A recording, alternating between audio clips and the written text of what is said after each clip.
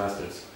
Why such a controversial subject as the Second World War? Or maybe you don't think it's controversial? Yeah, I guess I never thought of World War II as controversial. It was another big event that happened in the 20th century. There's been about 1,000 movies made on this subject. It's not quite exactly your pedophile story. No, but the movie's quite funny. That's the thing. Are you nervous about the reactions? Because... no, I'm not actually. No, I'm not nervous about them. I'm curious. I'm curious about the reaction. But you know, the thing about it is, that's just me. I mean, all my movies are very funny. And in fact, you know, I'll put my movies up against any comedy when it comes to laugh for laugh in the movie theater, against any comedy out there. And even when I'm writing, as I'm shooting, when I'm directing, when I'm editing, excuse me, you know, I'm hearing laughs. I'm pacing it as far as laughs are concerned. But the things that make it differ from comedies is everything isn't funny.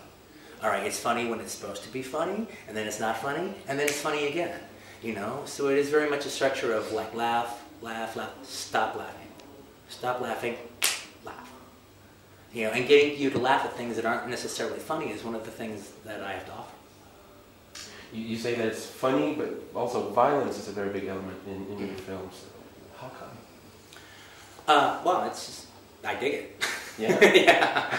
But, do people think that... Because I saw you having a discussion with a reviewer, you maybe say that, during the premiere of Kill Bill. And you kind of slaughtered her, but...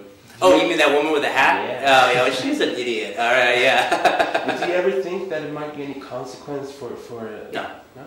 No. But you've been pretty confident as well about this movie. It took you almost 10 years to finish it. How do you handle bad critique? Well, you know, the thing about it is, you know, I respect film criticism. I don't respect everyone who practices it, but I respect film criticism.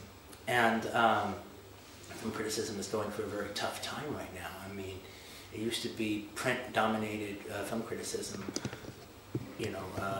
has been the way it's been since Hollywood began, and now it's going the way of the dodo bird almost. And all these critics that I thought would be writing for the rest of my life, or their lives at least, are getting fired. They don't have jobs anymore. So it's actually kind of sad. But where I'm coming from is, I know the movie I made. I know what I tried to do.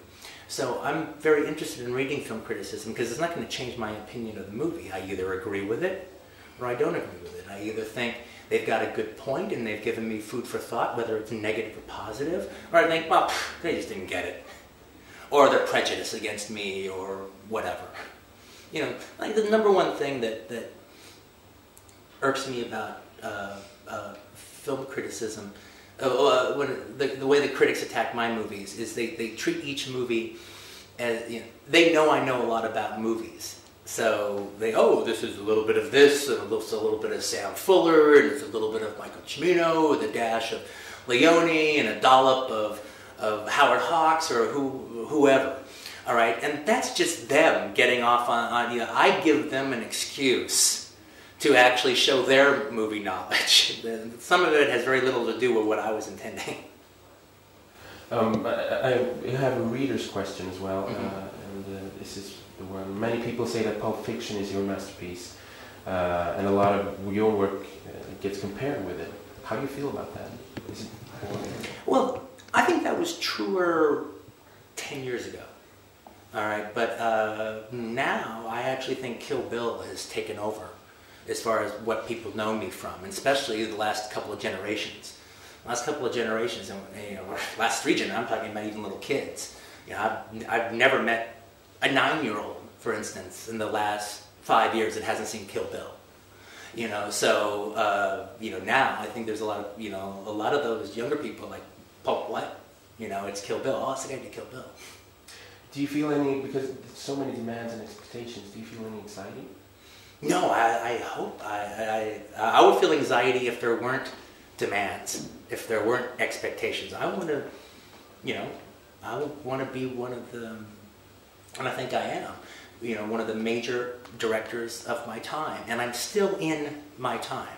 I'm not too old. I'm not past my time. I'm not making movies with a soft dick. My movies are still fully erect. All right, it means I'm doing my thing. All right, and I expect high expectation. I expect you to wait for the movies, count down the release date. You know, I expect that. If that goes away, then I go away. There's been a rumor that you're going to make a remake of the Swedish success thriller, The Girl with the Dragon Tattoo. Any truth in that? I don't even know what that is. Okay.